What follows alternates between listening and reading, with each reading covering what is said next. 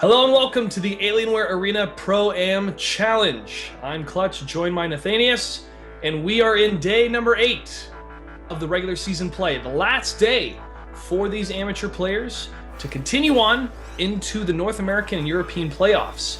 Pretty exciting so far to see these different newcomers and a couple people that we may have been familiar with in the esports scene so far. But our first match today is a really special surprise, a Christmas gift, if you will, to our fans. It is a show match of mTwDimaga versus Whitra in the Heart of the Swarm beta. Nathanias, I'm super excited about this. Yeah, I'm incredibly pumped for this. Whitera's been spending a lot of time playing the beta, working on his special tactics, and Dimaga is also a very high-level player, so I'm really curious to see what kind of exciting level of play we're going to get, especially with the recent patches. Exactly, my friend. The recent patches with the changes to Zerg Terran and Protoss have been very influential in the different playstyles of these players. But we could talk about it for lots of minutes, but we won't. We're going to see it firsthand. So let's start this best of 5 match of Whitra versus Dimaga.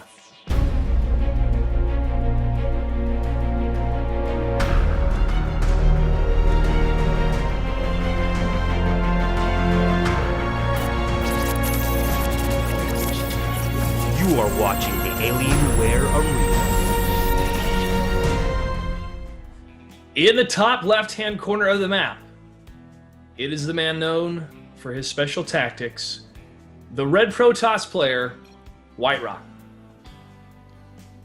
And in the bottom right-hand corner, playing as the blue Zerg, the man known for defeating Nest-T on television/internet broadcast for the first time, it is mTwDimaga. Correction, this is not a best of 5, it's actually a best of 7 in this Heart of the Swarm Showmatch series. I actually got to watch WhiteRa versus Ret in a Showmatch series at the NASL Season 4 finals. Did some analysis after the different games and was very, very impressed with the way that WhiteRa was using the new strength of the air toss. Actually using carriers in that army composition caused the crowd to cheer because carriers are such a novelty unit from Brood War that people did not want to see taken out for Heart of the Swarm. But also seeing the oracles in all of splendor and glory, if you will, of being able to do so much economic damage to Ret's drones, and obviously the Tempest as well with this range. So very, very exciting units to see here, especially for the Protoss side, Nathanias. Yeah, I'm really pumped to see what exactly Whitera is going to be doing this game, especially since I know he's been playing a lot with that air toss style. We have a couple of recent investor changes. We have the recent changes to the Swarm host, getting a little bit of extra health to deal a little bit more siege play. I'm honestly, PvZ as a Terran player, it's pretty interesting to see that the late game is hopefully going to be a lot more dynamic, and in this game it looks like we're going to have a pretty standard openings from both players. Usually a lot of PvZ matches, it comes down to the strength of the Vortex, which in any kind of strategy game, you know, obviously if there's the best way to execute something or to defeat your opponent, you want to do it. But if there's only a single solitary way to do it, it gets boring and predictable. And honestly, it's not very effective as an entertainment sport to watch. But that's why Blizzard is so focused on creating different ways, different methods to overcome different obstacles that your opponent has put up or overcome your opponent's strategies. But that does not replace the fundamentals of proper scouting, proper build orders. But it is exciting to see some more personality coming out of these players with these different units and different builds. And right now, there's a Forge going down first and then a Gateway for WhiteRa. He's going to establish that fast expansion there, and the hatchery going down about halfway complete for Dimaga. Dimaga has spawned a couple Zerglings here. He's actually got 2 on the field, just scouting around his different bases to make sure WhiteRa hasn't put down a proxy pylon. And, you know, very smart move by Dimaga, and this drone actually is moving out. Is he going to put down a 3rd hatchery? It looks like he is going for the greedy build here at the beginning of this first game. Yeah, I actually really like this play. I mean, it's very standard. He scouted his opponent, went for the fast expansion. He knows it's not going to be any crazy, ridiculous early aggression. Take the fast third, play the economic game. The map is pretty reasonably long watch distance. He has the Zergling at the tower. Nothing's really going to catch him off guard here, and this also allows him to later on break the rocks on the left base and take an earlier fourth. So I think this is a pretty smart play. No gas yet, and I think Dimaga's just going to drone up for a little bit, and nothing really out of the ordinary yet for WhiteRa either. 24 probes for WhiteRa, 24 for Dimaga at this time. Like you said, droning up at this point, having an economic advantage, crucial in the early game, especially scouting your opponent. But also making sure you have enough queens out for any kind of early harassment in a ZVT match is important.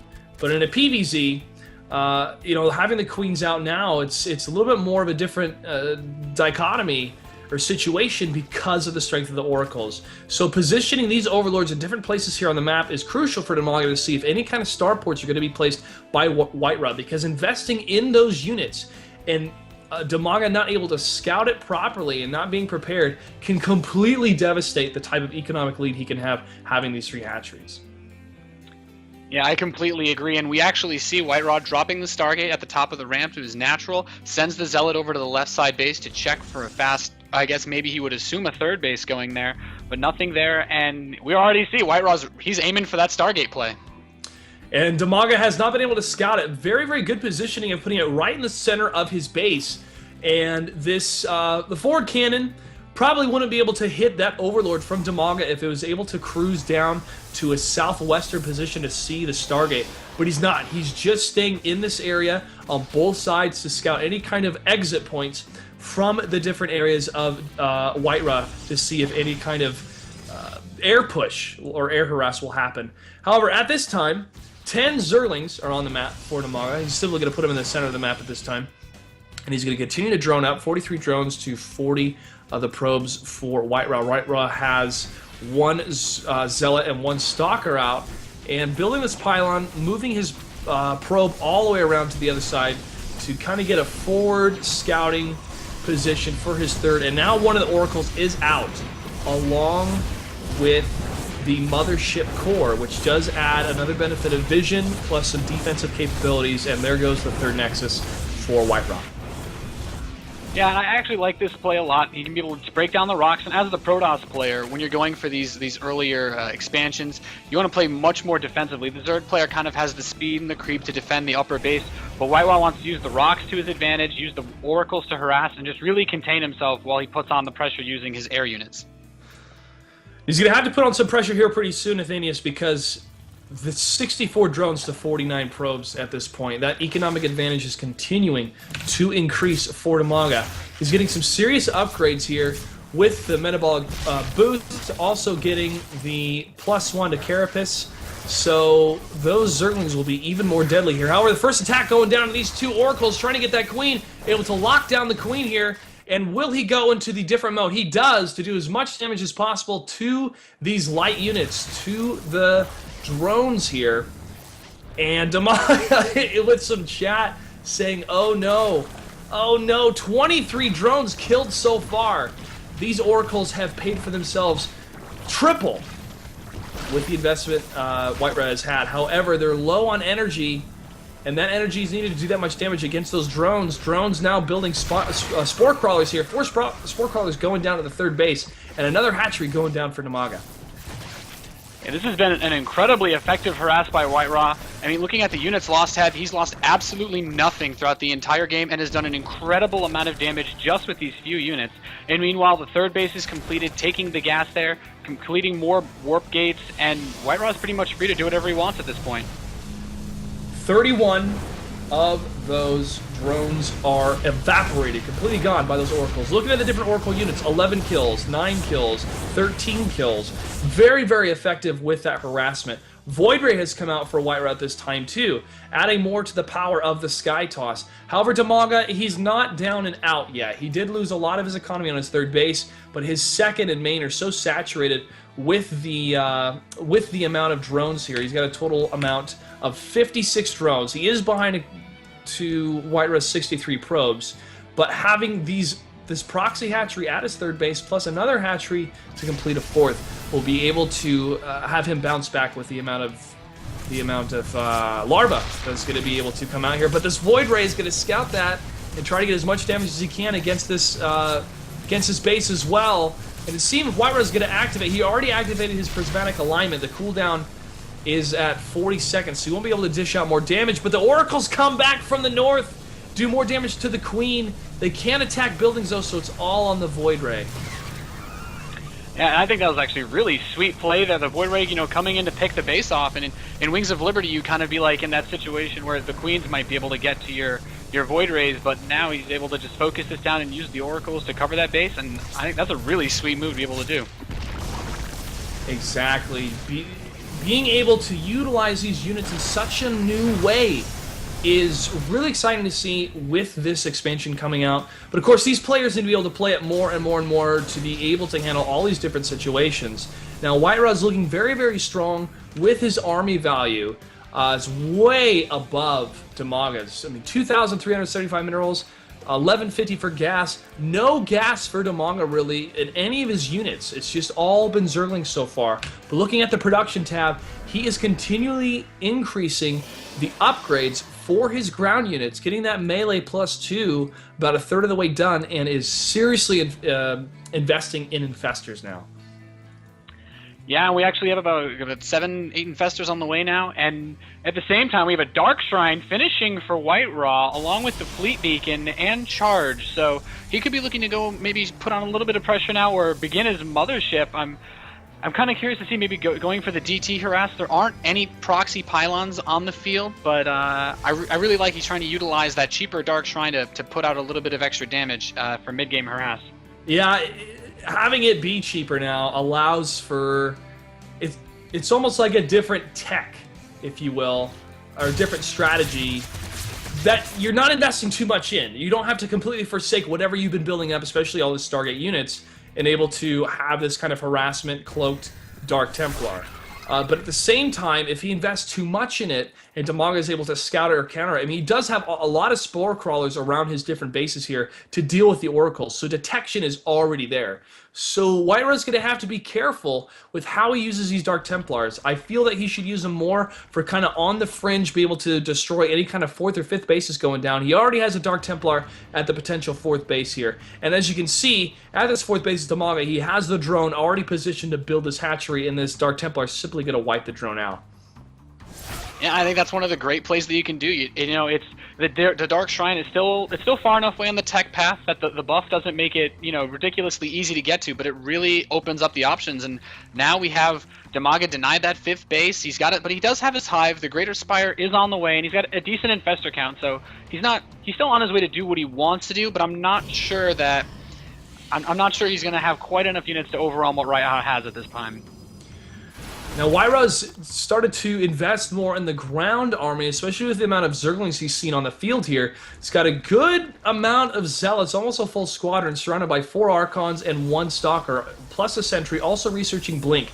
So he's decided to get more of the DPS on the ground at this time, probably because he saw that 1 mutant that was up in his base, or maybe have scouted the... Well, let's see if it is vision here. I don't know if he has actually scouted the Spire. No, he doesn't know Spire's down, but... You play against Zerg so many times, you think, okay, if I'm not seeing this amount of forces now, he's probably teching up to a Greater Spire, even maybe Ultras. But the amount of Void Rays that are out here, the amount of damage they can do, can do some serious detrimental damage to a kind of Ultra play at this point. I mean, if it was like 4 or 5 Ultras, WhiteRa would be fine. If it was 12 Ultras, they could do some serious damage to one of his bases here. But each of the players are kind of filling each other out and not exactly committing to the full base structure or unit count here, just getting those fringe bases. But now WhiteRa's positioning himself to maybe get an attack here on one of Dimaga's harvesting bases here. And that's what it's looking like. We have 3-3, only barely started, but the mothership is complete. Not much energy left for a Vortex, but that's not really a game ender in this game anymore. We do have a massive engagement coming in, and now the Charge Lots moving in. Bone Growth on all of the Void Rays. The Zerglings are coming in, but the Ultralists are kind of blocked behind everything else, and the Void Rays are just picking these Corruptors apart. Not many left. No infested Terrans, and it looks like WhiteRa's army is really chewing through this. Infested Terrans coming out now. A couple of Queen support throwing down Transfuses. And the Archons are actually all going to fall. Only 2 Void Rays remain, but DT's being warped in to supplement this. This is a really close fight. Really close to need. Those Ultras coming in at a very crucial moment to try to do as much damage against those Zealots, which they do. The Mothership goes down. These Archons plus the Dark Templar are the only thing left alive here, but slicing through as much of the Zerg as they possibly can. Fungal's going down to trap the Dark Templars. Only one Archon remains, and Dimaga barely wins this battle with just 4 Infestors and an Ultralisk, along with the Queens that were there to induce some Transfuses. Transfuses, very good army composition from both of these players, but those Infested Terrans soaked up so much damage from the Void Rays and were able to put out so much DPS against the Void Rays that it crippled most of the army pretty quickly for Whitra. However, his Zealots tried to do as much damage as possible, but the engagement was a victory, barely, for Dimaga. And as these two players continue to build up their army once again, Whitra deciding to stick with way more Zealots this time, at least trying to fulfill those Zealots that he had at the beginning here. And I'm surprised that he doesn't have more of a Sky army, a Sky unit force, but he is cranking out these Void Rays as fast as possible. Yeah, I think that's the thing. Oh, actually, he's going to be bringing his Zergling down to the left side of the base. He's actually going to engage all of these Zealots. Maybe not the best time to pick a fight there, and he's going to retreat. But I completely agree with you. He's going for a lot of these ground forces. He has almost 15 gateways, but he only has 2 Stargates. And even as strong as the Sky Army can be, having lost all of it in that fight, it takes a long time to rebuild. It's almost like a mech force. You have to build it up over time and then kind of make your big push once you get enough Sky units. Whereas the Zerg player, being able to utilize the capabilities of Larva to get a large army out fast. And it looks like there's going to be another fight here. The Zealots are getting actually really nice surround on these units, but there are a good mix of Banelings, and the Ultralists are tearing a lot of damage into this, and it looks like Dimaga is going to be able to push Whitra back. Another fight gone wrong for Whitra. Those voters had the right idea to focus on the Ultralisk, but the armor of the Ultralisk is just so high right now. 3-3 just completed for Dimaga, but 3-3 has completed for Whitra as well. However, with the amount of damage these Ultras can do against those Zealots, they're going to stream right through them. And now going to stop this 5th base going down for Whitra, and the army of Dimaga is going to continue to push into Whitra's base. Whitra had a good idea of what he wanted to do, of having more of those Zealots trying to stop the Tier 3 Corruptors from being able to take down the amount of Void Rays that he had. However, Dimaga saw that and was able to have the tech in place to have all of these Ultras spawn when needed, and this is such a devastating force for Dimaga at this time. Whitra is going to have to pull something pretty miraculous here to be able to stop this amount of Ultras breathing down his neck, really.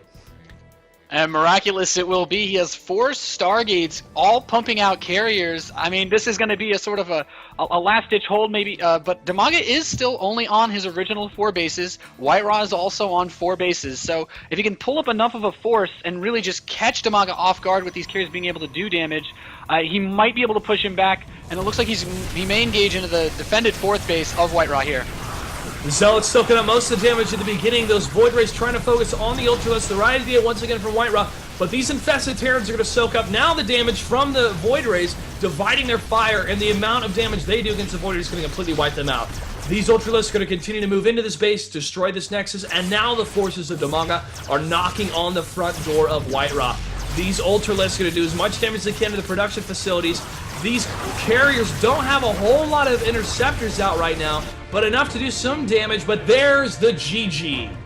Well, game number 1 of this Heart of the Swarm show match, best of 7 between Whitra and mTwDimaga, goes to Dimaga. I have to say, pretty impressive playstyle, having that huge economic advantage at the beginning and being able to switch his tech, or at least focus on the weaknesses of what Whitra had. Whitra deciding to start out with more of the Sky Toss, the Air Toss, but then decided to go ground forces with the Zealots and the Archons. Your thoughts on that game, Nathan?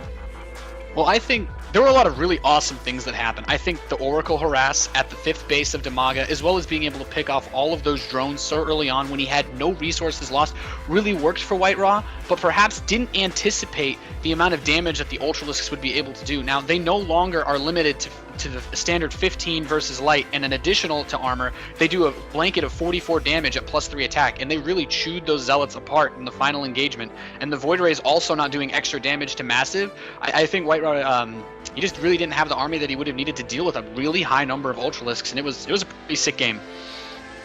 Very sick indeed. Let's go on to game number 2.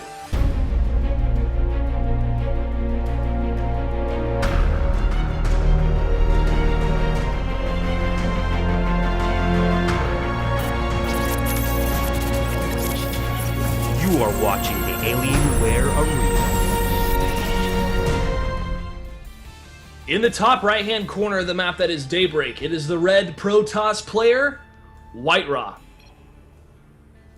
And in the bottom left-hand corner, up one game in this best of 7 Showmatch series for Heart of the Swarm Beta, it is mTw's Dimaga. And already at the beginning of the game, seeing a little bit of an exchange here. Dimagaza likes that Oracle. But definitely noting just how badly those Ultralisks crush those Zealots. A really, really scrappy game one, but gotta hand it to Dimaga. It was a bit of a haymaker back and forth between these two behemoths really in the esports world. But you know what, Nathan? I was really glad to see a game that did not turn into Vortex and Broodlords. And that's what Heart of the Swarm is going to introduce. More of these different paths, these different methods, and different playstyles you can use, besides going down the one singular path that we see so many times in Protoss versus Zerg of Broodlords and Vortexes from the Mothership. But at the same time, it's really exciting for any kind of player to be able to see these new units and new technical abilities of the different units and have fun with their friends, have fun in team games, and more of the options are going to be available in Heart of the Swarm. That makes it better to participate in tournaments and watch tournaments. I'm really excited about that as well. Yeah, I completely agree. So it's just such a dynamic game that we had, you know, the additional options, the ability to actually take down that fast forced base using the Void Ray, using the Oracles to support them. You know, just things that you wouldn't normally be able to see. And then, like you said, we didn't actually see a Broodlord that entire game. It was just completely scrappy the whole way throughout. Hatchery going down for Dimaga. WhiteRa was able to spot it, kind of delaying it a little bit with his probe. That probe harassed. Nexus going down for WhiteRa as well. Spawning pool almost complete for Dimaga. No gas for either player here. As WhiteRa continually tries to harass these drones a little bit. And a little bit of vengeance from game one, it looks like, as he did steal one of the little mineral patches. And Forge going down for WhiteRa. Standard opening from both of these players at this time. Yeah, nothing really crazy going on here. A little bit of an earlier Nexus for WhiteRa, getting the Nexus first. I really like that play. Daybreak's pretty big map as it is. You know, it's one of the Wings of Liberty maps, but works just as fine for Heart of the Storm as well. We do have Zerglings on the way for Dimaga. Cannon should be up relatively in time. Not really that big of a deal. Only 4 Lings, and Dimaga is aware of the Nexus first. Because the well-placed Overlord, he was able to spot that. Probe heading back to the base here. With the harvested minerals, he did steal from Dimaga. So Dimaga will be 5 minerals short on his mineral patch. Every little bit helps. Hatchery just completes for Dimaga here. And those Zerglings are going to try to move in and do any kind of damage they can economically, but the cannon's going to get one of them and going to be able to damage another. So 2.5 Zerglings, really, health-wise, going to try to do some damage against these probes. However, with a good probe surround, they won't be able to do too much damage here. Maybe a couple probes will be lost, but Dimaga just trying to find a good opening to try to get 1 or 2 probes, but mostly scouting here, tries to go for the surround. However, probes get enough damage against one of them, so now 2 are at half health, 1 at full health here. Dimaga is going to continue to move these Zerglings around and position his Overlords now in different places of the map to try to scout any kind of movement from WhiteRa. And will he be able to get 1 probe? No. Probe's moving in and out of the gas. There goes 1 probe. But the Zealot with his side blades is not going to try to do as much damage as he can to the Zerglings. However, they're too fast, and now it's going to be a game of ring around the rosy. And it can be so annoying. You're taxing the multitasking, the attention of WhiteRa. You don't want to lose the probes to that. And meanwhile, we have the 3rd base for Dimaga, almost complete. Has not yet taken any gas, just droning up safely. And WhiteRa has a probe at his own 3rd, but I don't think he's going to be, not entirely sure if he'd be doing anything too crazy. Still trying to chase down those Zerglings in his base. Having that probe there could just be a scouting position, see if any kind of Overlords or Zerglings will be placed there to try to prevent his 3rd going down. Also, getting in position right when you have enough minerals to make that Nexus as well, instead of having to send that probe. And the Nexus does go down, as these Zerglings are going to continue to evade this Zealot. This Overlord from Dimaga was able to spot that 3rd Nexus. And now Dimaga will plant accordingly. The Zealot is going to get the final kill on these Zerglings. Very well-used Zerglings here, getting as much scouting information and annoying the heck out of WhiteRa. But as soon as those Zerglings were killed, the Stargate does go down for the man that builds his bases and then defenses it. Yeah, and I mean, I can't say I'm terribly surprised by this. I like the play, and actually looking at the worker count, we had a bunch of Zerglings just made by Dimaga. WhiteRa's in a pretty decent position here, especially getting this fast third base. And I think kind of things you couldn't do before, using the Mothership Core to spot for the Stalker, to take out the Overlord parking in that high ground spot. It's just the little things that you start to notice that you can do now that make the dynamics of the matchup changing really interesting. Yeah, that vision advantage is such a crucial part of the Mothership Core at this time. Doesn't do a whole lot of damage itself, but enough to prevent any kind of really quick engagements or harassments, especially at this third base. Notice the Mothership Core is now at the third, trying to stop any kind of movement of Zerglings moving in to do any kind of economic hurt or damage to WhiteRa at his third. You probably wouldn't be able to do too much because of the purge ability of the Mothership Core and having the two cannons now and the Stalker. So having that front kind of recon type defensive unit of the Mothership Core was very key in another match of Rhett versus WhiteRa, as Rhett tried to do as much damage as he could against the third base of WhiteRa, but some well-placed Archons and a Mothership Core was able to stop that harassment and led to a very strong force that was able to win that match. And now an Oracle is on the field for WhiteRa. We're perhaps going to see some more harassment from this new unit in Heart of the Swarm. And this is absolutely what I love to see. He's setting up more additional gateways. Actually kind of funny to note his warp gate's not even halfway done. He's got all these gateway walls set up now at his third base. We have gas being taken. I believe the lair is just finished for Dimaga, and his link speed is also finishing. So he could be looking to make a little bit of a poke here with these speedlings, but we could also see some harass now from WhiteRa as these oracles move across the field. Dimaga going for kind of the same build once again, getting that huge economic advantage. Going to have a total of 5 hatcheries by the time all the ones that are being morphed will be complete. Now the Oracles are getting into position. Only 2 at the spot here, but 2 can do a significant amount of damage if they're able to get the right setup against these drones. And here they move in for the kill, switching to his alternate ability to do a lot of damage against the light units. Targeting that Queen, though. Queen trying to run as fast as she can, get to the edge of that creep, but is going to continue to focus on this one Oracle. Another Queen moving in to help defend here, and the Oracles are going to be able to get 11, 12, 13 kills before they have to get out of the area, as one of them is close to death. And I like the play by Dimaga bringing up the Queen, but he also kited back with the Queen. The Oracle attack is limited to how much energy they have remaining, so kind of trying to make him dance, burn a little bit of the energy, can't stay in attack as long, and that Oracle harass and doing a little bit of damage, and I like that. WhiteRa returns home, doesn't want to risk anything too much, and might move out again with his third Oracle. But meanwhile, we have a couple of Zerglings sitting outside the natural area, it seems. Zealot does see them on the tower. Not sure if Dimaga's going to try to force any aggression, but he will try to take that tower from WhiteRa. Once again, Queens proving to be a very viable unit for the defense of the Zerg base here. 5 of them were sent to defend against those Oracles. Now 3 still remain to stop any kind of harassment once again from the Oracles. At the same time, Dimaga's going to go for a split push at the third base here, trying to move in to get as much damage against those probes. Those Zerglings will be able to surround some of the Zealots here. A lot of Zealots are being warped in to deal with the Zerglings. It's going to be too much for Dimaga, but he saw the information. He's able to get 8 kills, 8 probes destroyed. So, okay attack, okay advantage here. But now, WhiteRa is going to close off this entry point, or at least make it very hard for Dimaga to get through with 2 more gateways going down. I think that's pretty good. I actually like seeing that pure photon overcharge on the Nexus. Nexus now has a kill counter of 4, was able to do a little bit of damage. In the meantime, WhiteRa did swing by the third base, didn't seem to be able to get too much damage done during that fight, but he's going to be moving out towards the tower now with a couple of Zealots and a Stalker. Army value of the Zerg player Dimaga is now above Protoss player WhiteRa.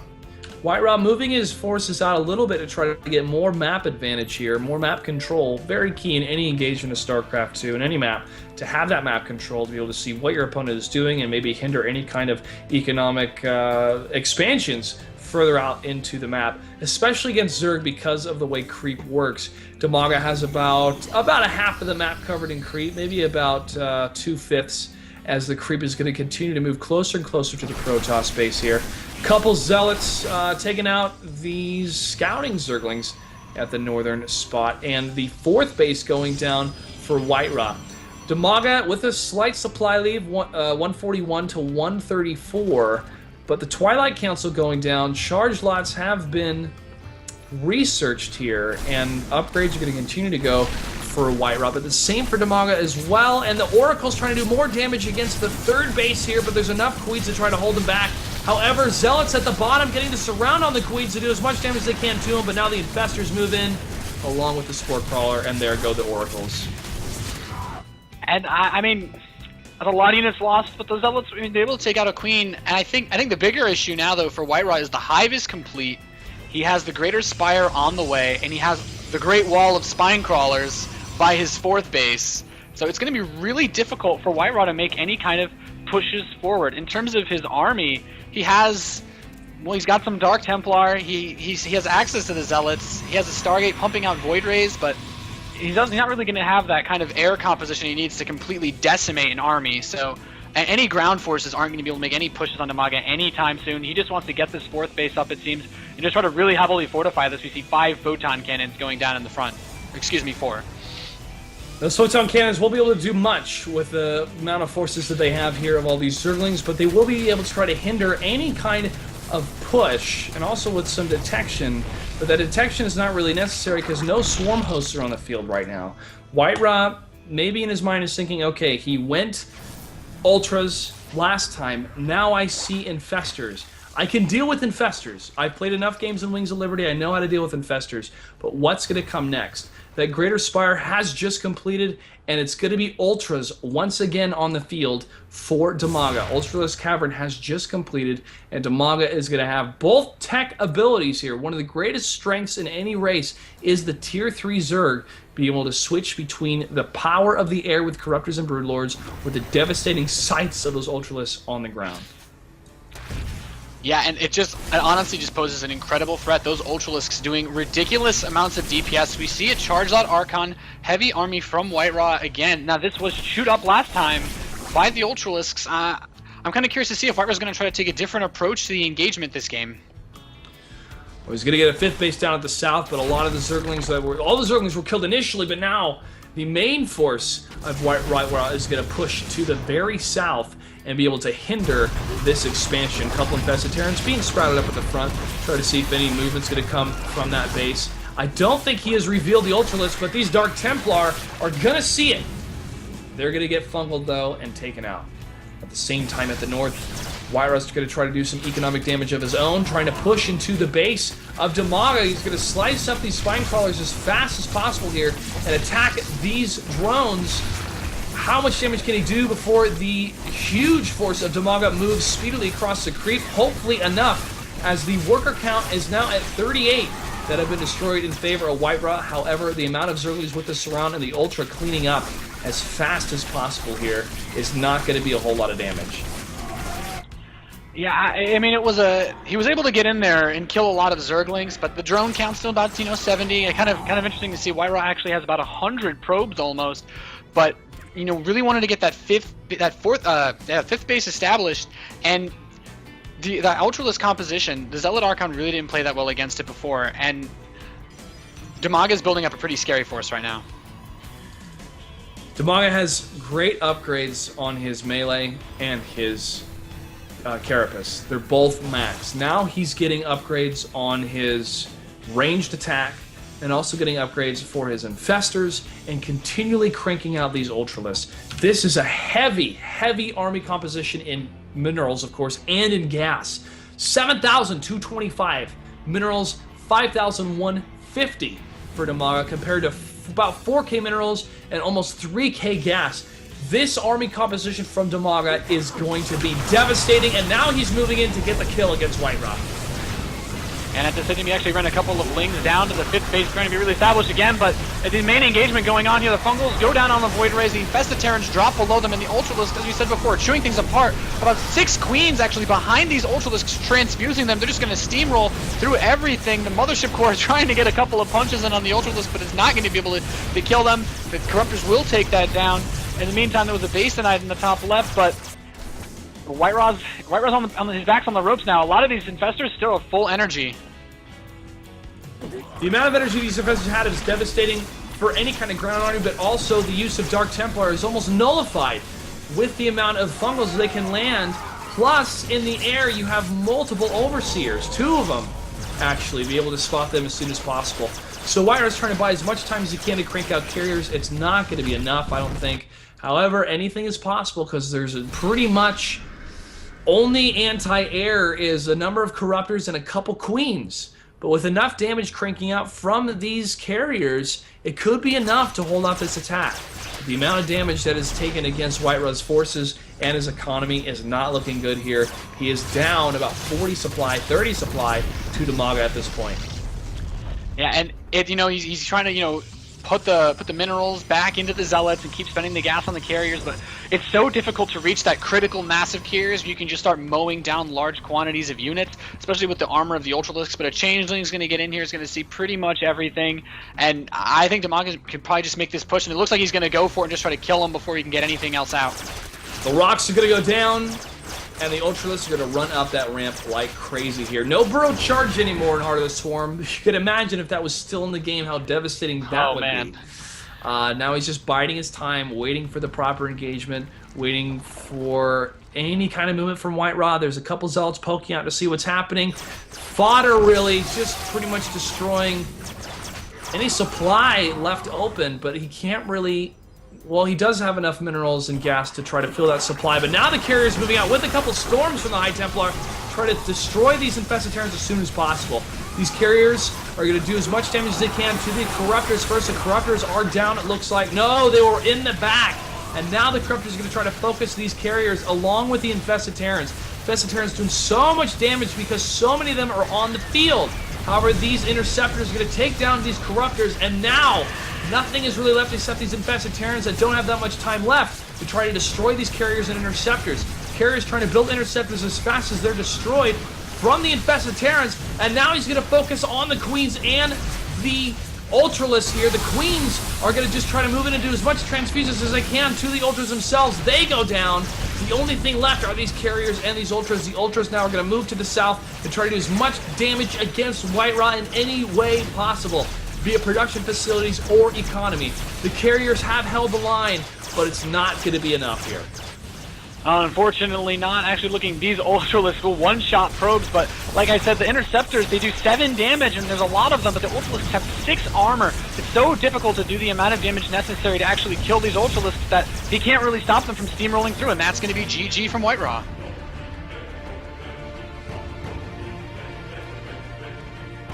Game 2 goes to Dimaga. He's looking very, very strong against Protoss because of the use of his Ultras here. And I'm really impressed with his play so far, Nathan.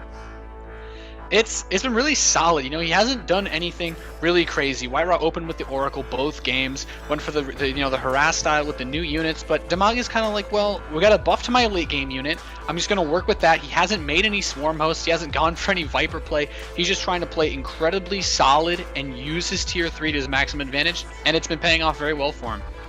It seemed that WhiteRa was hesitant to try to do any kind of harassment earlier in the game. I mean, he did have the Oracles move down and get about 8 worker kills, and then it moved on to about 13 as he reapproached. But Dimaga was more prepared, especially with the amount of queens he had ready to move across the creep and be able to defend his main base, having 5 queens there to take down those Oracles and then leaving 3 there for any kind of re-engagement. I felt it was pretty crucial to kind of stamp out the hopes that WhiteRa had initially in the game to do as much damage to the economy, which proved to be the winning factor for Dimaga because he was on 4 bases very quickly, had a proxy hatchery in his main base so that it was able to crank out even more units and won the game just having that huge massed army late in the game because he had a huge massed economy.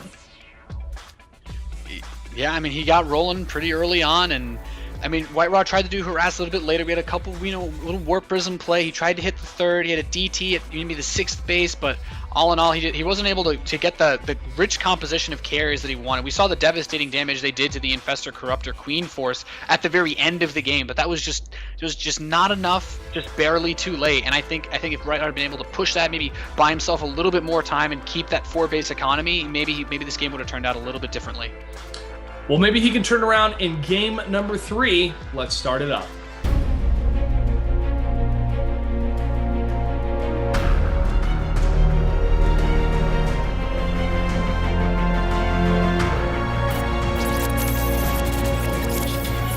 You are watching the Alienware Arena. Game number 3 between these two titans. In the bottom left-hand corner, it is the red Protoss player, WhiteRa. And in the top right-hand corner of the map, that is Star Station. Part of the Swarm, it is the blue Zerg player, mTwDimaga. Dimaga leading 2-0 in this best of 7 series here. Very, very good playstyle with those ultras, man. They are ultra effective. It's really been an interesting show, and Actually, I was curious what you might think of this. So, do you think maybe the reason why Dimaga really hasn't pulled out any new HoTS units, is it because he doesn't need them based on just going for the safe composition, or is it because WhiteRa is doing like the new, maybe it's better for Zerg as a response to the air style to just play that standard safe Infestor Corruptor Ultralisk style? Maybe is it that it's not as necessary, do you think, against what WhiteRa's using? Possibly, especially when he uses so many Zealots in the Ground Force Army, even though I've seen him with such a powerful force in the sky. Also, it could be a confidence level. WhiteRa is saying, okay, this has worked pretty well against other opponents, but it's not working so well for him. Let me go with more of what I know strategy. Where Dimaga is, let me go with what I know, but it's way more effective now in Heart of the Swarm with the Ultras. I don't want to say I'd be surprised if Dimaga made a Swarm host. I would love to see that. Because at this moment, WhiteRa has seen him not use those new units. No Vipers, no Swarm hosts yet. But of course, why build them if they're not needed? You know, you don't want to build these units just for the sake of building them per se. But we'll see. Time will tell here in game number 3. And spawning pool, almost complete for Dimaga. Putting down the spawning pool first before the hatchery. Nexus going down for WhiteRa. And also learning the in and outs of this map is exciting too. Having the new maps in Heart of the Swarm, I'm looking forward to very much so. No more Tal'Darim Altar, but that still crops up for different positions, different tournaments. Just can't get rid of it sometimes. Yeah. The most complaints I hear from pros about maps is Tal'Darim Altar.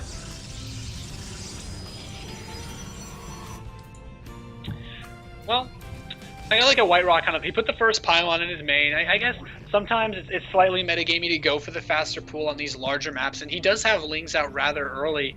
In fact, already on the field checking out the map. But so he went for the more safe. Had the pylon in his base. Would be able to put a cannon there if he wanted to.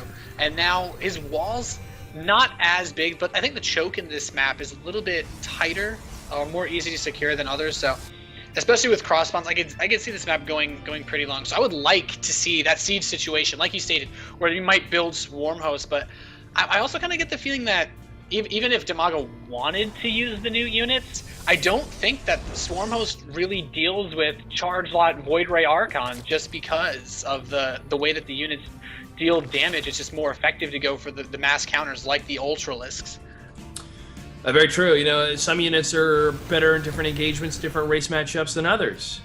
I see the Swarm host used more against a ZVZ or ZVT, less so against a ZVP. But I'm making an assumption. I don't have a lot of concrete facts on that. It's more of what I play against on the ladder and what I see some pros play against. But there's so much to Heart of the Swarm and different tactics that haven't been fully tapped into yet, if you will. The same thing happened with Wings of Liberty. You know, the 5-Rax Reaper was such an effective build against Zergs. Why build anything else until it was fixed? So it could still be the same thing here for Dimaga. Why do anything else besides Ultras if WhiteRa is going to have a huge charge lot army? The charge lots simply die quicker rather than slower because of their charge ability with that many Ultras on the field.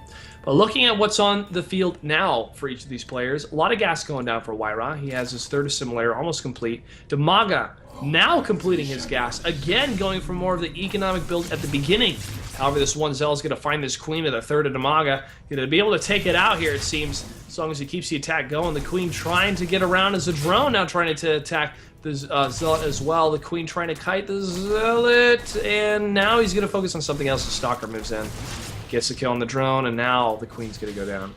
Nice little scoop pickup there as we have the gas going for Dimaga. No Zergling speed, as he's not yet spending the gas in any capacity. He doesn't really have too much yet. I'm curious to see how fast, maybe if he wants to go open with the roach. But he does have a good amount of lings, and actually the Stalker looks like, I think it's running for its life right now. we do have the first Oracle on the way, however, for WhiteRa, so he's going to be getting ready to do his harassing. Now that Stalker is just kind of walking. It's almost like a comical chase with the one Stalker just kind of waddling, and you have all these lings hopping behind it. Now the Mothership Core has actually showed up at Dimaga's third base, trying to kill. Actually gets a drone, and I don't know if this was misrallied or something, but he's just going to move away now, and the first Oracle is on the way to Dimaga's base. Continuing that harass a little bit with the Mothership Core, maybe trying to keep Dimaga on his toes. Moving that queen away from the creep here, but it's not going to do too much damage, like you said. Zerglings now moving into the front of his base.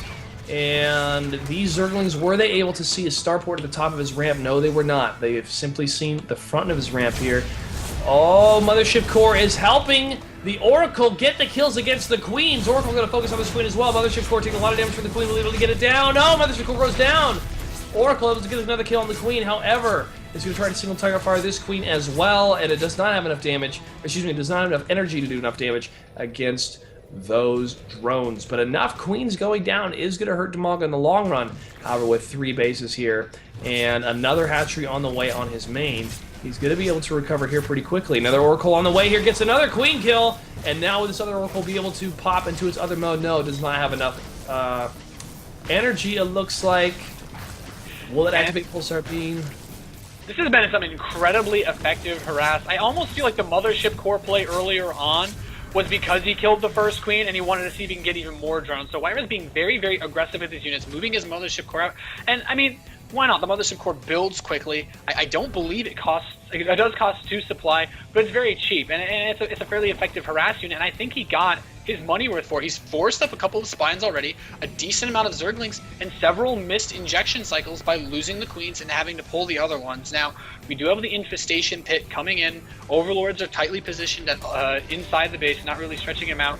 But we do have some Zerglings poking over. WhiteRa appears to be trying to get his third base up now. A lot of Zerglings moving in from Dimaga. He's going to try to focus on the weakness of WhiteRa, and that is a third base completely open. The Mothership Core is there, but it's not going to be able to do enough damage.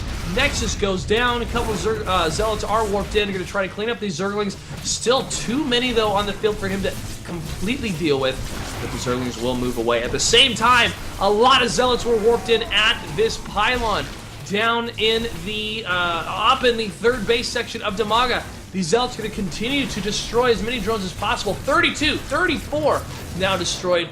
These roaches will pop, but too many for the Zerg player to deal with at first. But now, a lot of roaches will pop for Dimaga, and WhiteRa's forces will be. And at the same time, the Oracle swoop into the natural expansion, beginning to pick off additional drones.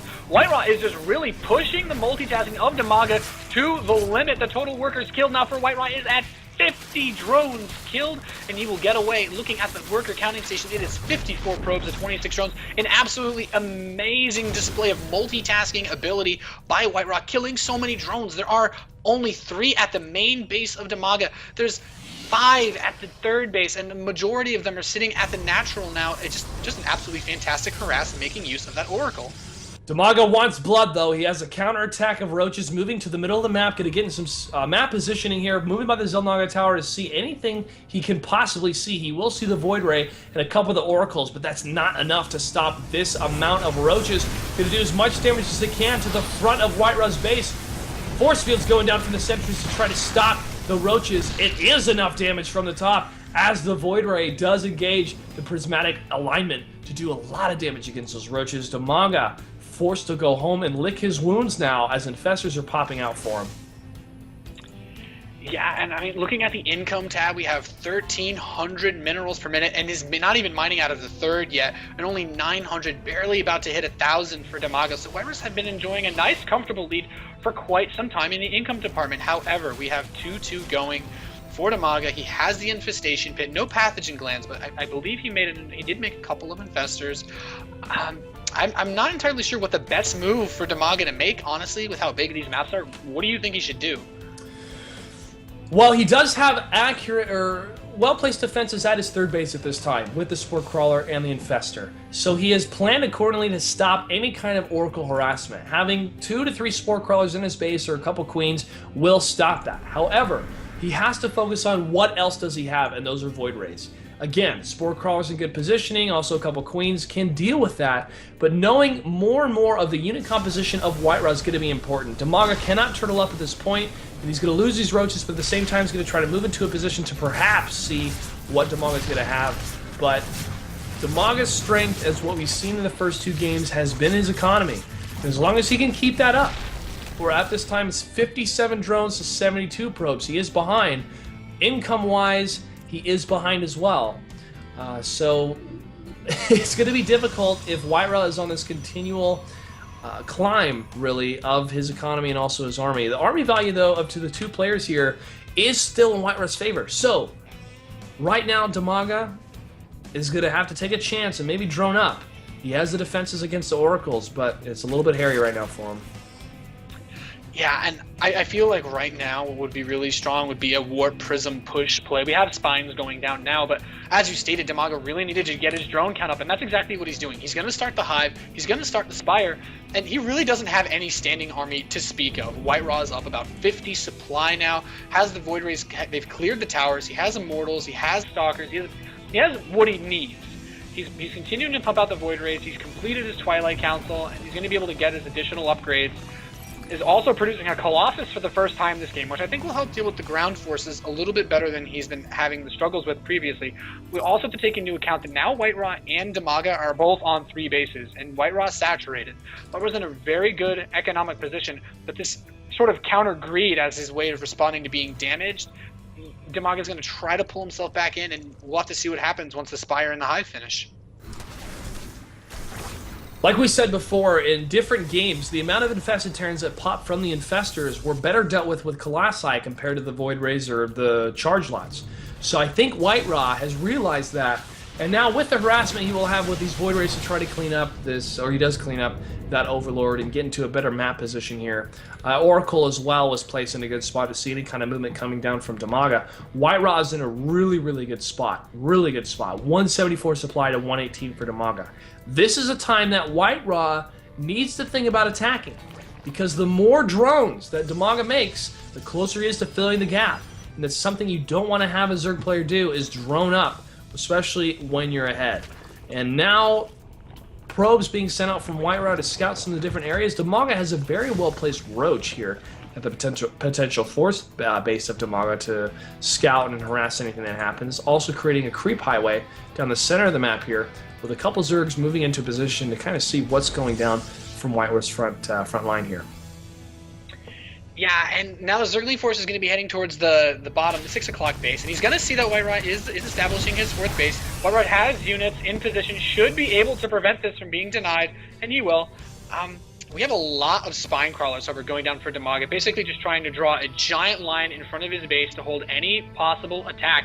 And I completely agree with you. I feel like this would be WhiteRa's time to attack. The Greater Spire, perhaps WhiteRa's already a little bit late for the window, but like you said, hitting when that Hive finished would have been devastating. But now we have 3-3 on the way. The Ultralisk Cavern's complete. Chitin is Pleading, not yet done, but the Greater Spire is also done. Corruptors are on the way out. So Dimaga is kind of slowly but surely clawing his way back into this game just through sheer greed, and I would like to see Whitra push him. It looks like he is going to be making his way across the map now.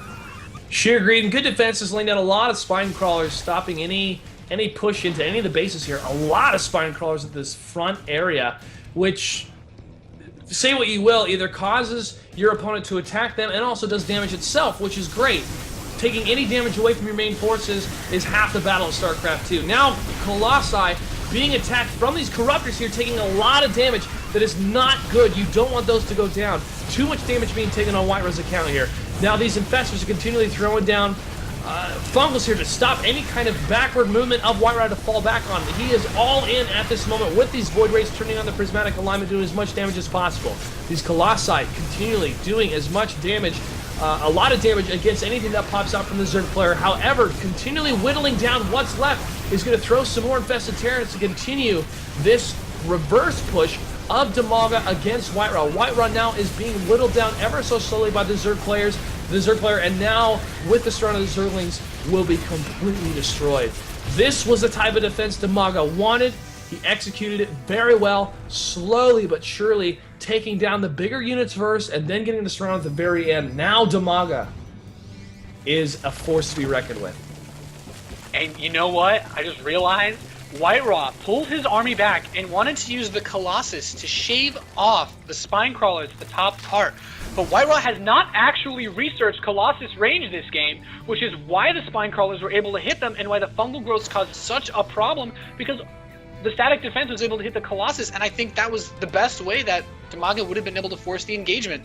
WhiteRa couldn't just sit back and poke away from afar. I think missing his extended thermal lance has dramatically impacted the way that battle turned out, but now he's adding on 3 Stargates, he's getting his +3 shields and his +3 attack, so I don't think WhiteRa's out of it. He's still up a base, but he definitely lost far more than he should have in that engagement. It went wrong for him in every possible way that it could have. Knowing what kind of army composition his opponent had, Dimaga has chosen to go Broodlords at this very moment. This, obviously, is different from Ultralisk. I mean, I'm stating the obvious here, but, you know, we brought up what works and what doesn't work. Why fix it if it's not broken, right?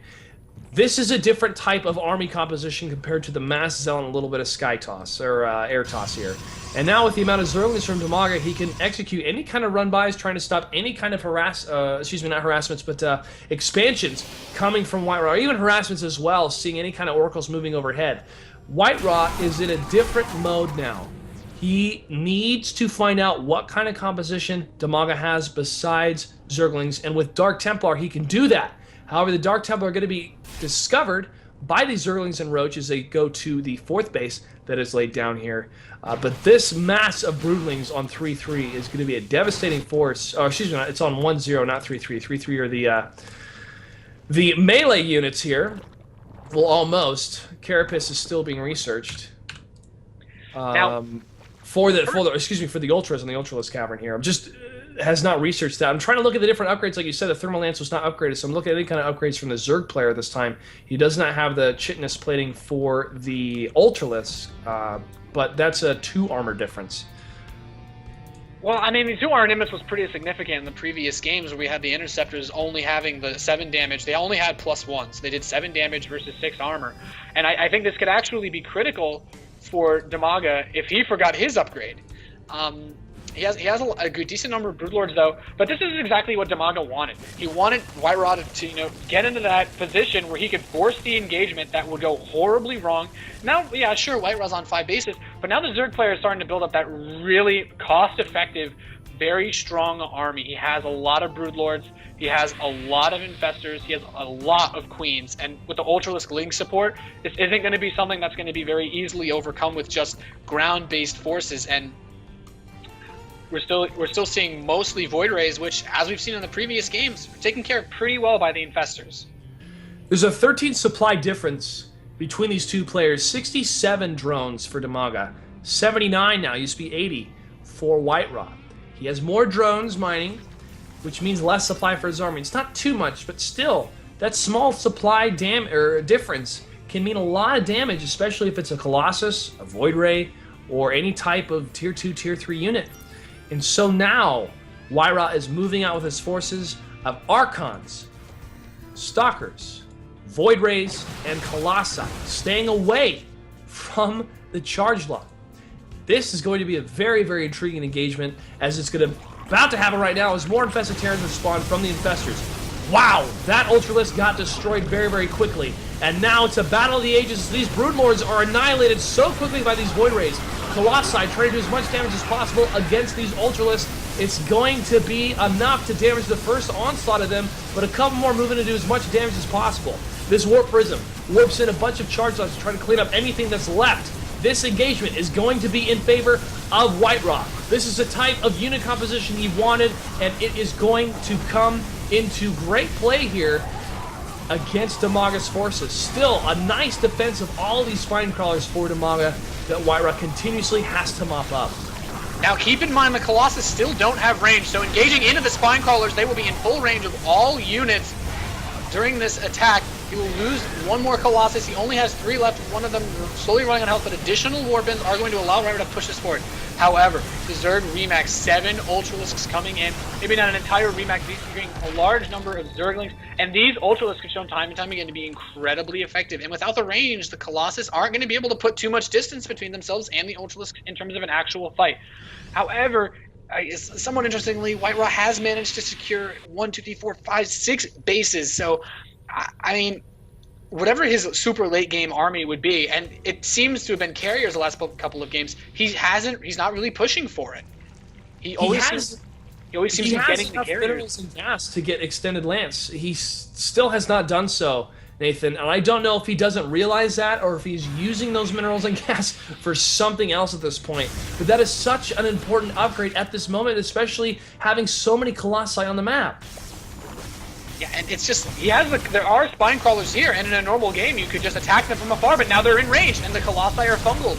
And everything's just going to be able to charge up and kill all of the Colossus, and then you're engaging again, and then you're just right back into the Archons versus Ultralisks with the fungal growth. And this engagement does not look to be going terribly well for Dimaga, but the Ultralisks are doing massive amounts of damage. A lot of DTs though from Whitra moving in, and there's the GG from Dimaga.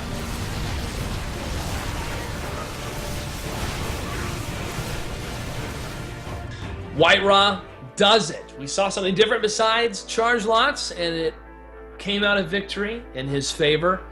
Dimaga, incredible fight towards the end, especially being able to drone up quickly. And frankly, if Whitra pushed way earlier in that matchup, it would have been a shorter game, honestly, in my opinion.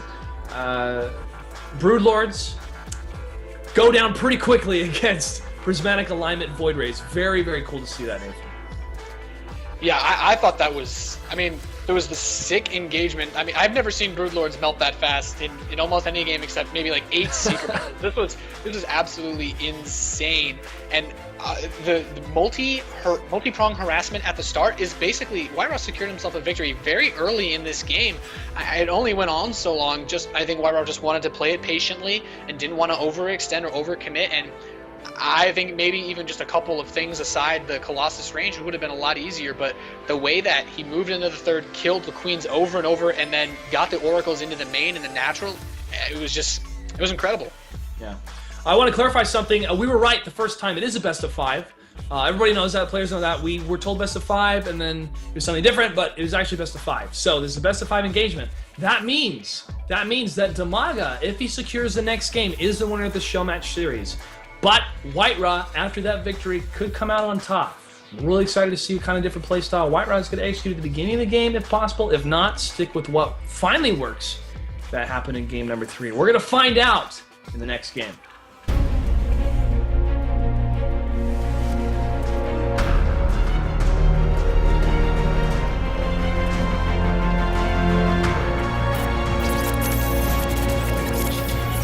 You are watching the Alienware Arena.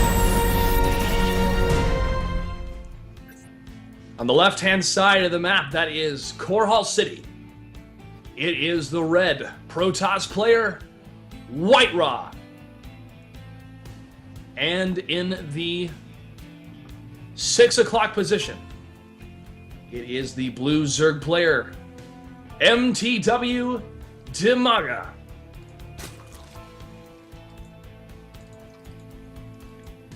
Very, very great game last game. Seeing, for some reason, not upgraded Colossi with that extended thermal lance, which was so important in those engagements, like you said, Nathan, against those spine crawlers. But WhiteRa was able to pull it out. There's so much happening, and when you brought up the upgrade not there, I had to check all of Dimaga's upgrades. So for a couple seconds, I was trying to process everything I could try to find as fast as possible on his different tech buildings to see what upgrades he did have and didn't have. And the one I noticed he did not have in terms of army composition was the Chitness armor for the Ultralisk, which might have proved a little bit of a difference with the +2, but more ultras would have been necessary for it to make a big game changer difference, I feel. Yeah, I mean, when he tried to remax sort of and just dumped all of his money back into the 7 Ultralisks and the 40 Lings, you know, when you get battles that are going that closely, being able to take a couple more hits with the insane DPS that +3 Ultralisks have in Hardened Swarm, you know, sometimes that's all you need. It's the really tiny things that can manage to pull the games. WhiteRa maybe could have won a little more convincingly if he had gotten the Colossus range, but these are just the kind of things that overall the player that, you know, was able to do more and execute a better strategy did win. But it's the little things that can sometimes cause the biggest changes, I think. It's like in Zombieland, man. It's the little things make it important. There's a really good speech by Gandalf too in The Hobbit about the little things. It's like the little things that guard against evil, like little kindnesses and stuff like that. It's like, man, it's so true. Anyways, I just saw that movie. yeah, it was a really good movie. Really good movie. If they made a Starcraft movie, that'd be so cool. Which actor would you choose if they made a Starcraft movie to play the different roles? I think Jim Raynor, maybe like Robert Downey Jr. or something, just because he's kind of got like that badass thing going on. But I don't know. Scarlett Johansson's a personal favorite. What would be cool if they did make a movie is that they would have pro gamers like Dimaga and WhiteRa appear either in cameos or WhiteRa could be one of the battleship cruiser pilots. You know, they'll put an electronic eye patch on him and give him a mustache or something like that. You can have Nama. Nama can be an SCV. Get all the right cameos in there. One of the questions I was going to ask Dustin Broder at MLG, but it didn't get approved because, you know, all the PR stuff, everything has to get approved when it comes to interview questions, was would we see the talent pool of esports from StarCraft 2, like Husky or Day9 or other individuals, be involved in the voice acting for Legacy of the Void? I think it'd be really cool if a couple of those individuals had very small parts in the game or played very small characters, kind of give a wink to the esports side, which is a huge part of StarCraft, but also the campaign side is a very big part as well, the single-player side. But anyways, back to the game here. Showmatch series of WhiteRa versus Dimaga. WhiteRa getting that expansion along with Dimaga, pretty easy to get on this map, and now getting his third hatchery here at the farthest corner you can go to in the south side of the base. WhiteRa's going to move his Zealot in to see this hatchery pop just in time to know that Dimaga will be on 3 bases. Yeah, I think it's kind of interesting. I'm not sure if it's any sort of metagame, but he's building the mothership core at the south nexus, so the Overlord doesn't actually see, because there's a different animation for it, and WhiteRa also at the same time discovering the third hatchery. That's kind of interesting. Maybe he wants to harass that third, and kind of think about it. That mothership core is actually very, very close distance from the third base, so I'm interested to see what kind of play he goes for to abuse the positions, maybe.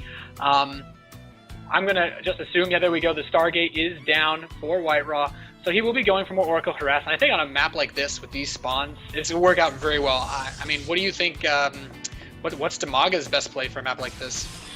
Well, with this third base, he's going to have to get queens out soon, since he doesn't, well, wait, I take that back. I was about to say since he doesn't have an evolutionary chamber, or an evolution chamber, but that's not necessary to make spore crawlers anymore. Probably because of the fact that Protoss can make these Oracle units. Blizzard went, you know what, against Zerg, he's probably going to need some help, so they're going to be able to build spore crawlers without evolution chambers. Like you said, Nathan, the positioning very, very crucial here for the advantage of the Oracles, being able to do as much damage as possible. But if we see WhiteRa bank too much of that harassment-type play, we could see Dimaga counter with a very, very aggressive roach push into his base and do too much economic damage. Maybe not wipe WhiteRa out completely, but to do too much damage either to his production facilities or his economy for him to come back. Yeah, and we saw that in a lot of the other games, but I think what really was different about the last game was it wasn't just the Oracle harass. It wasn't just, you know, the one Zealot and the one Stalker poking. It was a method. He had the Zealot go for the Queen, then the Stalker came, finished it off. The Mothership Core was immediately there, and then the Oracle showed up, and it all kind of worked in synergy rather than, you know, in the second game and the second and first game we saw just a lot of Oracle movement and maybe not any necessary like dramatic damage, but I think that if he really synergizes these units together, which I mean is what the whole point of this whole beta experience is, to find out what works best. I think if he can do something like last game, he's going to be in a really great position to take this, especially since he's in close air position. Well, the aggressive movement has moved out from Whitra with a forward advance here from a lot of Zealots. A couple Oracles moving in to try to help. The Mothership Core is taking a lot of damage. Will go down. It does go down, but the Oracles will pick up the Queen. Queen transfusing to try to stay alive here back at the base. Oracle's doing as much damage as possible against anything popping out of the hatchery here. And now the Oracles have moved into their quick attack mode, doing more damage against light units, but now switching back to try to focus on the Queen. Zealot, Stalker trying to focus on the Queen themselves, chasing these quick-moving Zerglings, trying to get away from the massive amount of units from Whitra and picking off any reinforcements. Smart move by Dimaga. Proxy hatchery is down, allowing more and more units to stream out of the hatcheries here, and now that's a lot of Zerglings for the amount of Zealots and Stalker to deal with here, but without a proper surround, the Zealots could do a lot of damage against these Zerglings at the same time. WhiteRa tries to position himself behind the evolution chambers here and is able to clean up a lot of these Zerglings, but the Zerglings are going to continue to pour in to try to wipe up any of these WhiteRa forces.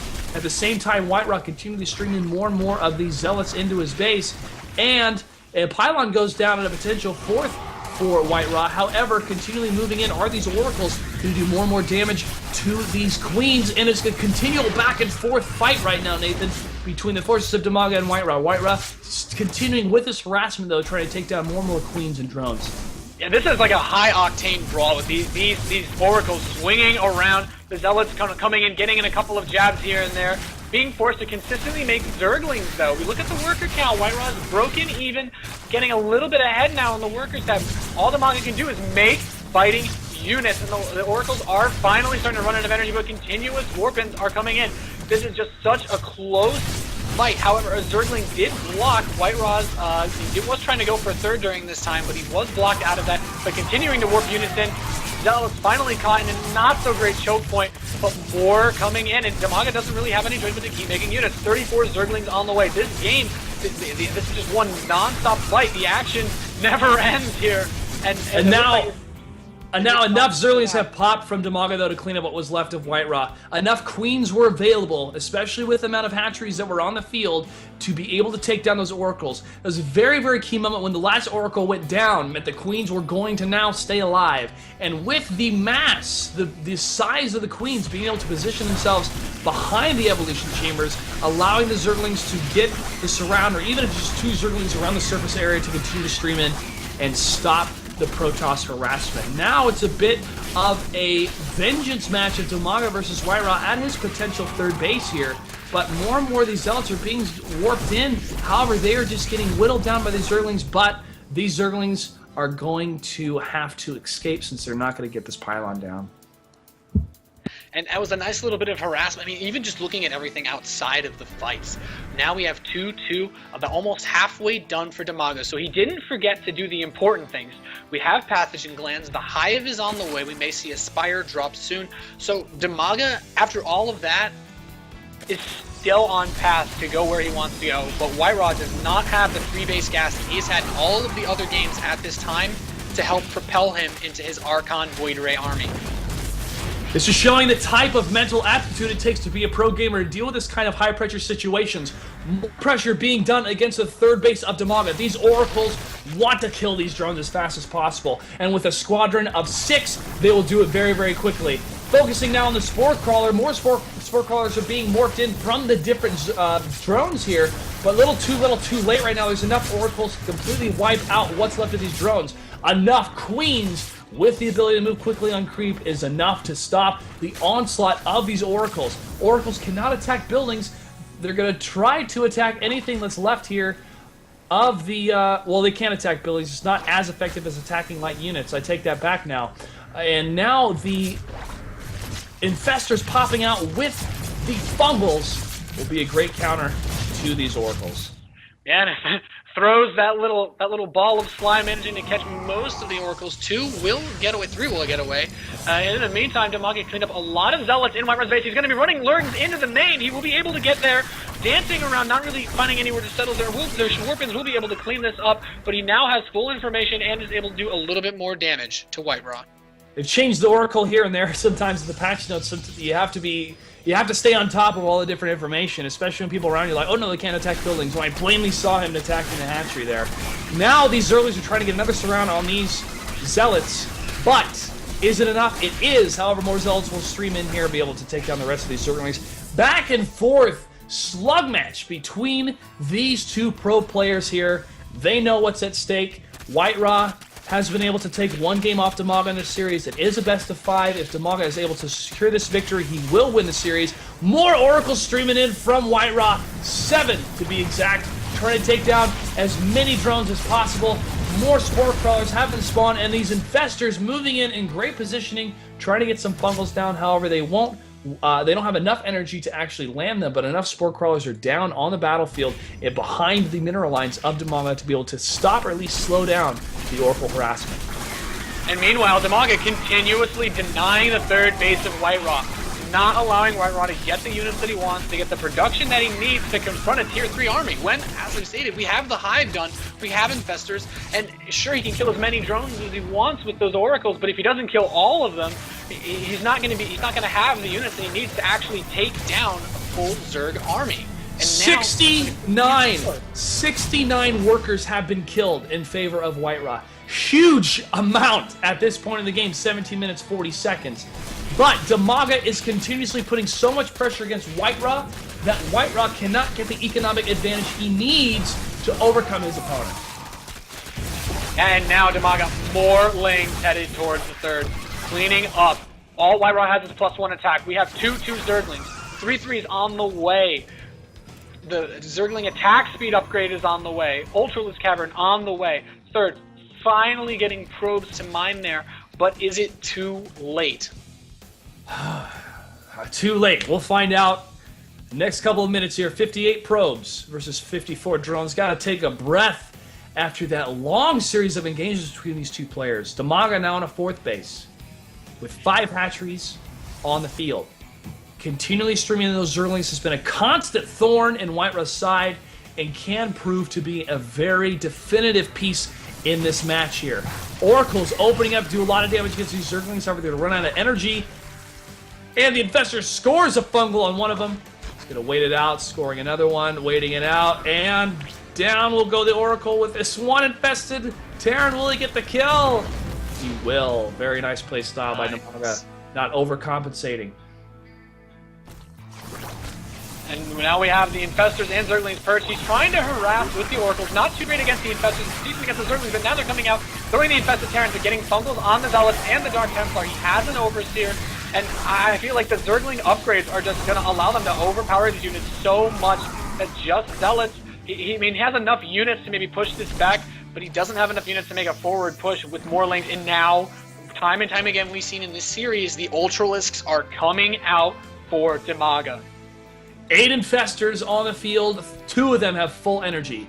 Immortals at the 20-minute mark, or excuse me, Immortals, Ultras. Immortals pretty much for the Zerg, but Ultras coming out just past the 20-minute mark for the Zerg player. Huge, huge for Dimaga, especially with the type of forces that WhiteRa has.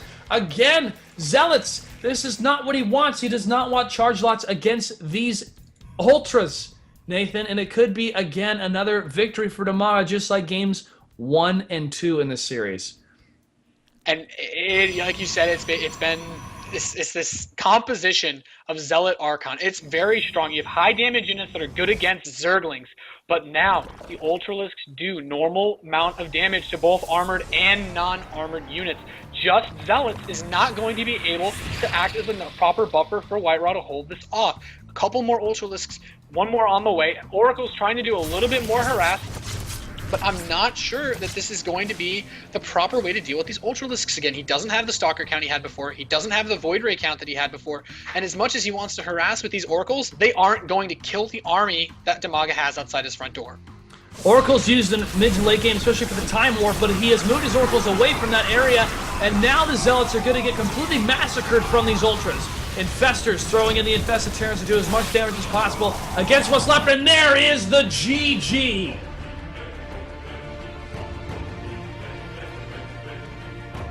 I cannot think of a word in the English language to describe that game, so I shall simply make one up. Unrelentlicious. That was how to describe Dimaga. He was so unrelentless in his Zerglings, attacking Whitra consistently. He was unrelentlicious. Nathan, I have to say, this show match really highlighted the harassment that Protoss can do, but also the significant strength of the Ultralisk for the Zerg army. I completely agree, and to be perfectly honest, one of my favorite things about this, as a Terran player, you think, well, okay, I know PvZ and Wings of Liberty it's motherships and vortexes and Archon toilets and Mass Infestor, that sort of thing. But in this series, all of the engagements came down to such precise things, the upgrades. It came down to positioning, static defense, scouting, right compositions, especially when it came to dealing with the Ultralisk, that this match doesn't just show, a great level of skill between WhiteRa and Dimaga, which they most certainly displayed, but also really shows a very bright future for Heart of the Swarm in terms of the dynamic styles that we saw play out here.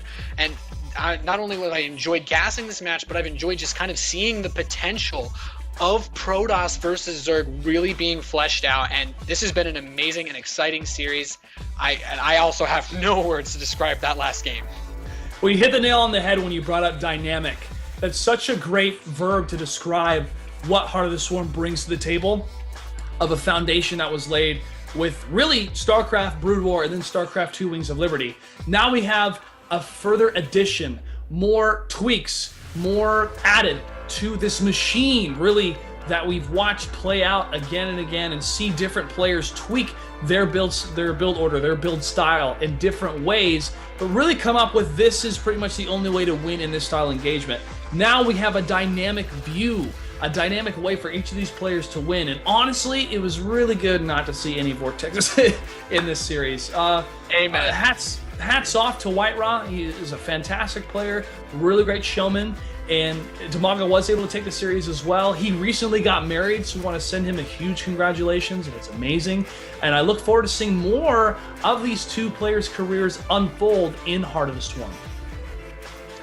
Most definitely, and before we wrap things up, I want to say another big thank you to Alienware for putting on this whole thing, allowing us to kind of get this all set up, and especially for their Pro-Am challenge. So I want to thank once again, if you want to go check out their stuff, you can find them at alienwarearena.com/SC2.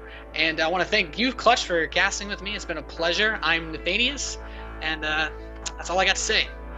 All right, man, I'm Clutch08 on Twitter, but guys, don't go away. Coming up next is the Alienware Arena Pro-Am Challenge.